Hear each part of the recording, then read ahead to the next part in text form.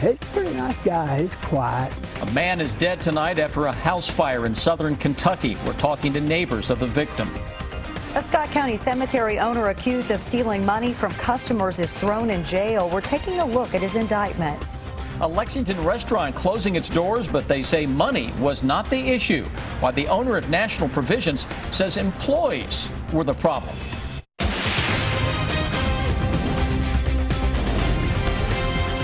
This is WKYT News at 5:30. Good evening. A southern Kentucky family is mourning the loss of a loved one tonight. Firefighters say a man died this morning after a fire ripped through his home. It started at a home on Kentucky 26 in Woodbine in Whitley County. Crews found the man's body after they put the flames out. WKYT's Phil Pendleton talked to neighbors in our top story at 5:30. Kentucky 26 near Corbin Pike was the center of a lot of activity Tuesday morning. The 3 fire departments and several investigators called to a fire that destroyed a house and killed a man inside. He's a pretty nice guy. He's quiet. Didn't bother nobody. The coroner says they've contacted the family of 63-year-old Dennis Dwayne Barton, but are waiting on medical and scientific tests to make a positive ID. Neighbors say that Barton stayed inside his home a lot, sometimes coming on the front porch to play his radio. I didn't really know because he stayed pretty much to himself, and he was disabled too. And I don't know if he lived by himself or not. Fire was discovered about 6:30 Tuesday morning, but the fire chief says there wasn't much they could do to save the home. When we got here, it was full bloom, going through the roof and everything. It took us about an hour to get it knocked down so we could actually make entry. And about 30 minutes after we went in, we found the subject laying there in the middle of the living room. Kentucky 26 was closed most of the morning while crews worked the scene. Yeah, it's a total loss. We saved the other buildings around it by putting water on them and cooling them down before they actually caught on fire. State police and the fire marshal were called, but foul play is not suspected. The cause is under investigation. In Whitley County, Phil Pendleton, WKYT. The fire chief believes that fire started in the living room. That is also where the victim was found in a recliner. A Scott County cemetery owner accused of stealing thousands of dollars from customers is in jail. A grand jury indicted Dale Shackelford earlier this month, and police just recently arrested him. New at 5:30, WKYT's Mike Beard takes a look at the indictment. I'm holding Dale Shackelford's indictment. He was recently arrested and is now behind bars here at the Scott County Detention Center. The Crestlawn Cemetery owner is accused of stealing over $15,000 from 6 customers. A Scott County grand jury indicted Shackelford earlier this month on 1 count of theft by deception. According to the indictment, the 57-year-old Georgetown resident unlawfully obtained the money last year by allegedly creating the false impression that it would be used to buy headstones and grave plots. Following complaints from consumers, a judge last month granted a default judgment to the State Attorney General's Office of Consumer Protection and ordered Shackelford to fulfill outstanding obligations or provide refunds. He also was ordered to register the cemetery and pay civil penalties to the Attorney General's office.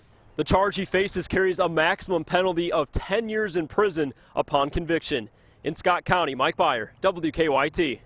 Dale Shackelford has yet to meet with a judge. His court case is pending. Man accused of having sex with a 14-year-old girl says he is not guilty. Our county-by-county coverage at 5:30 begins in Madison County. 35-year-old Shiraz Ahmed of Ohio was arraigned this morning in district court. Ahmed was arrested after police say he picked up the 14-year-old girl from Madison Middle School last week. A police report says Ahmed took the girl to a hotel and the two engaged in sexual activity.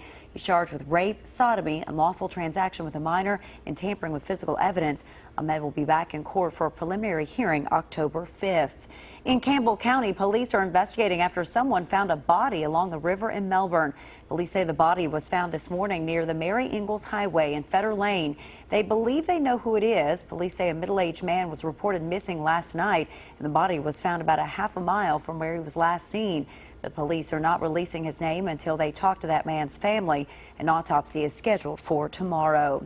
And in Perry County, police are looking for people wanted for breaking into a restaurant overnight. Hazard police released these photos of the suspects. They say these 2 people broke into Lee's Famous Recipe on East Main Street. The 2 were caught on video entering and leaving the restaurant. Police did not say what was taken. Fall is slowly settling into the bluegrass, and as the temperatures drop, the rain chances go up. WKYT Chief Meteorologist Chris Bailey's tracking a very active fall forecast, Chris. But at least we have today, and today's weather about as good as you're going to find across the Ohio Valley for the second part of September. It's about time we finally had some nice days out there. We are getting it right now. Look at these 9 live sky cams. Sun, sun, sun, sun, blue skies for everybody. And we're dealing with temperatures that are generally 70 to 75 right now. Defender Radar Network going to get busy over the next few days. So let's enjoy the dry view while we have it out there. We broaden out the view to show you a cold front that is across the Great Lakes, northern Ohio Valley. And look what is behind that. This is a big upper level low pressure, and watch how the clouds, watch how the rain, everything going counterclockwise around that low. Typically, you would expect a low to kind of push toward the east or toward the north. Well, guess what's going to happen with this? It's going to drop in from almost due north to south over the next couple of days. So you see all that moisture across the Great Lakes and Ohio Valley. That's going to give us some ugly weather as we go through the next 3 or 4 days across central and eastern Kentucky. A new hour-by-hour forecast is in, and we'll break it down for you and show you how quickly those showers and storms increase tomorrow. That's in a few minutes. Crews in Rockcastle County are slowly restoring running water to dozens of households. A break in an eastern Rockcastle water line caused the running water from about 50 homes to stop. Today, only 22 homes are still without water. Crews are still trying to fix the leak. They were having a hard time finding it. Other water districts have jumped in to try and help them fix it. A Lexington restaurant is hanging the close sign up for now. We have learned tonight that National Provisions has closed. The restaurant is at the corner of Walton and National Avenues. The owner says the space is available for private parties and special events, but only until new owners take over. They say that money was not the issue. The owner says the issue was employees.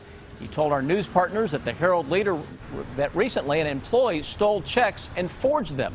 They also report that earlier this month, National Provisions had failed a restaurant inspection.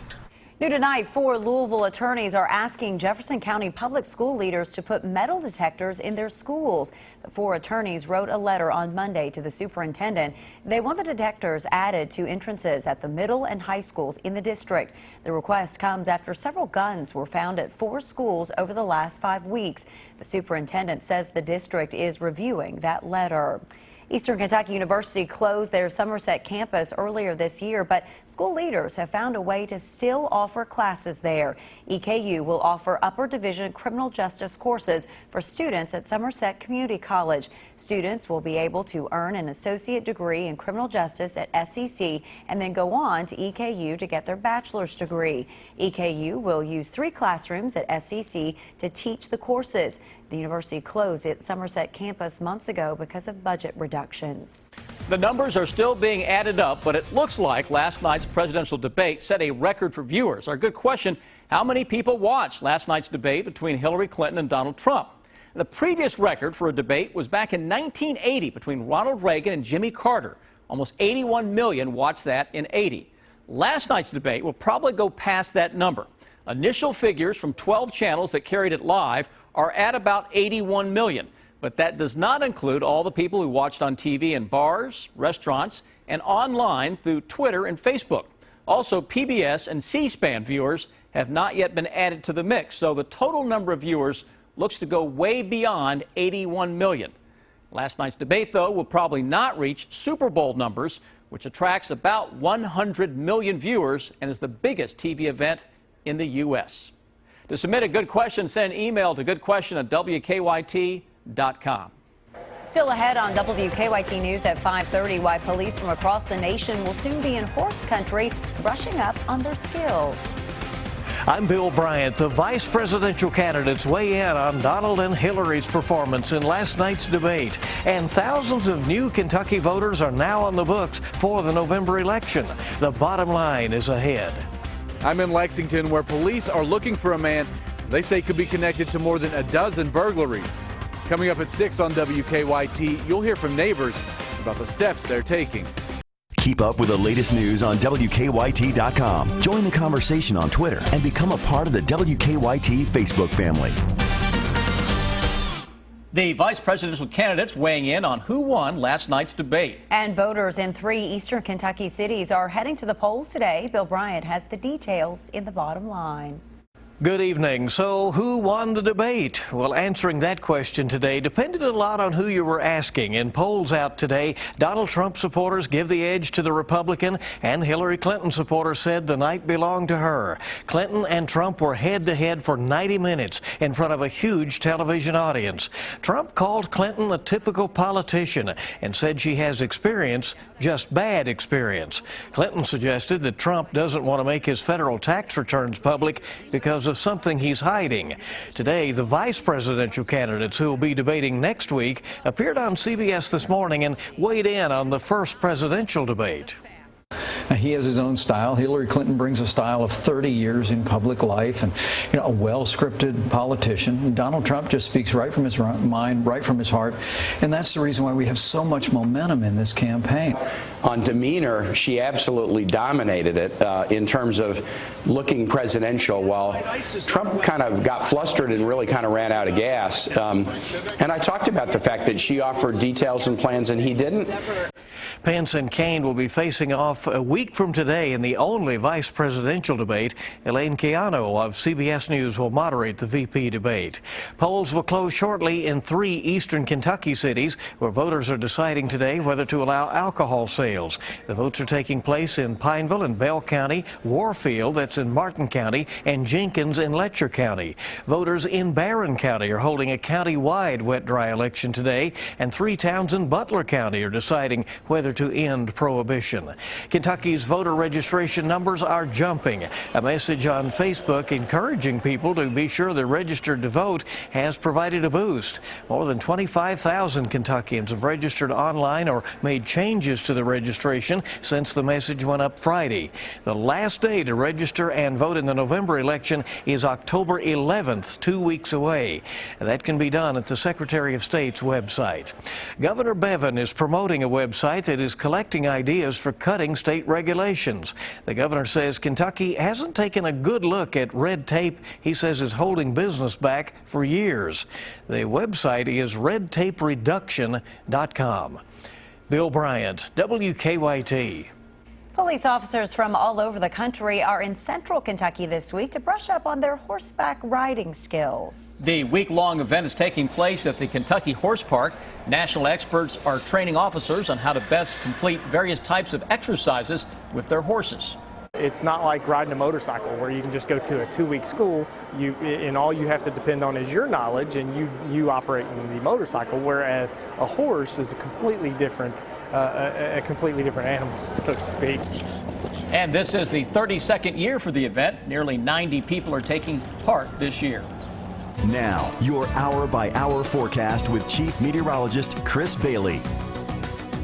Lots of blue skies across Kentucky today. Perfect fall day with no humidity to speak of. Clear skies for the most part, and temperatures 70 to 75 degrees, just a smidge under where we should be. Certainly a far cry from last week at this time. A beautiful scene showing up over top of the station here on Winchester Road. Blue skies, high, thin clouds, though, beginning to show up, and those clouds will thicken up quickly as we go into the day tomorrow, producing showers and storms. So enjoy what's out there now. 70 to 75. We look at your Defender radar network. It has nothing going on across central and eastern Kentucky, and that view is going to stay that way for the rest of your evening. Though we're going to change it up in a hurry with an area of low pressure that is spinning across the Great Lakes. It has a cold front, and notice how the precipitation is going around that area of low pressure, counterclockwise. And what will likely end up happening, too, later tonight, you're going to see a little broken band of some showers and storms developing out ahead of that front. And then the whole kit and caboodle is right on top of the region as we go through the rest of the week. Here's a breakdown for you. Wednesday, first half of the day is likely to be okay where you are. Temperatures may spike up, some sunshine, especially eastern Kentucky, may hit the 70s, and then boom, thermometers crash as some showers and rumbles of thunder increase during the day. It's a windy day, too. Thursday, gusty showers around. Not going to rain all day. Temperatures, though, should stay well below normal, and the same setup on Friday, though we throw a little thunder chance back into the mix with temperatures that may border on chilly during that time. Let's watch that low pressure center tomorrow at 5 o'clock. We're looking into the upper levels here. Notice the spin around that low. Watch your timeline and how that drops from the Great Lakes through the Ohio Valley to right on top of central and eastern Kentucky Thursday morning, 8 o'clock. It tries to get into southeastern Kentucky, 5 o'clock on Thursday, and look at that flow around that. That chilly air comes in on the backside of that, and then watch the low actually kind of back up a little bit. It hits the reverse button as we go into Friday, so it's parking itself Friday 8 a.m. right on top of central Kentucky, and that means rounds of showers, some thunderstorms. Not going to rain all the time, but you're going to need the jackets. Chilly temperatures, some gusty winds will also be noted during this time. Evening ahead, soak it up. We look good. 11 o'clock, upper 50s will show up. Early tomorrow, there's a chance for a shower or thunderstorm north, but watch that line of showers and storms beginning to take shape as we go into the second part of the afternoon. That'll carry us through tomorrow evening, and then it's game on for that upper low to be right on top of central Kentucky. Look at the temperatures on Thursday afternoon. A lot of low 60s that will be showing up with some clouds, maybe a peak of sun, a shower comes through, clouds, peak of sun, a shower comes through. You catch the drift on that one, huh? And some of that will continue in the first part of Saturday, though by Saturday evening, I expect things to begin to dry up a little bit, and that should make for a pleasant Sunday. But the next 3 days, jackets are going to be needed. Two sides of fall smacking us in the face today and what's coming. Yeah, well, that's typically how fall goes around here. By the way, 41 degrees, lowest in the entire state today in Cynthiana, Kentucky. I think that's yippee. I don't know. 41 this morning. That's crazy. Woo, turn up the heat. I don't think they're jumping for joy. No, probably not. There's a collision on Clays Mill. This is near Spring Ridge, and Clays Mill is blocked for now. They're going to try to get the one car out of the way to get outbound back open, but that's something that we're dealing with for the moment. To Nicholasville, still dealing with less than 15 minutes. To Versailles, not too bad, about 12 minutes. Now back to you in the studio. EKU getting back on the field this weekend, Rob. Yeah, the Colonels coming off an open date. What did they work on? And the heat has been on Mark Stoops. Apparently, he was able to get through to his players last week. That's next on WKYT.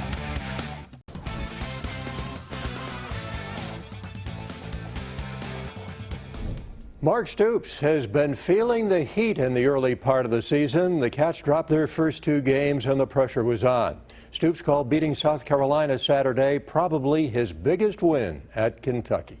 Yeah, it's a big win. It is. I guess you could say that. We're in year 4 and we all know what comes with it. What comes with it is a lot of heat.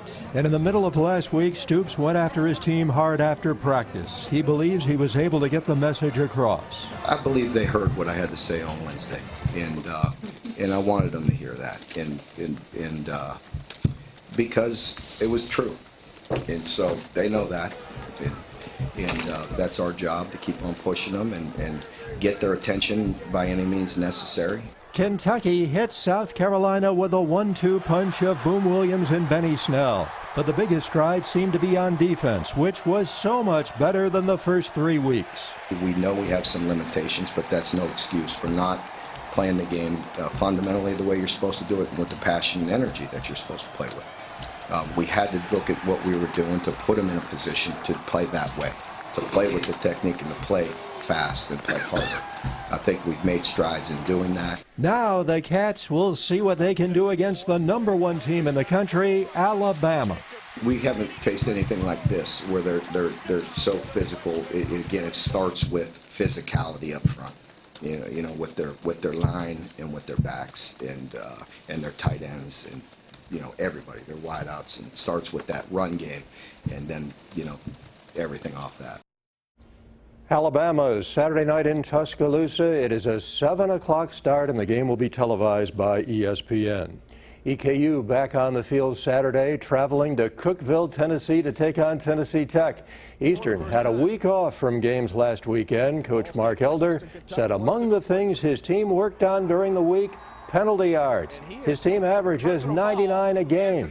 Elder said he made his team do up and down for every penalty yard that the Colonels had against Ball State, which totaled 128. You do 10 of them, I mean, guys can handle that. You do 30 of them, Shoot, yeah, that was a tough workout. It's not that big a deal. Very similar to you have 25 or 30 yards in penalties. That can cost you if it's at inopportune times, but that's not going to be a deciding factor in a game. You have 128 of them, whether it be yards, in penalty yards or up downs, you feel it, and it starts to get real. Boom Williams maturing. We'll have that in the next half hour. Stay with us. We're back right after this.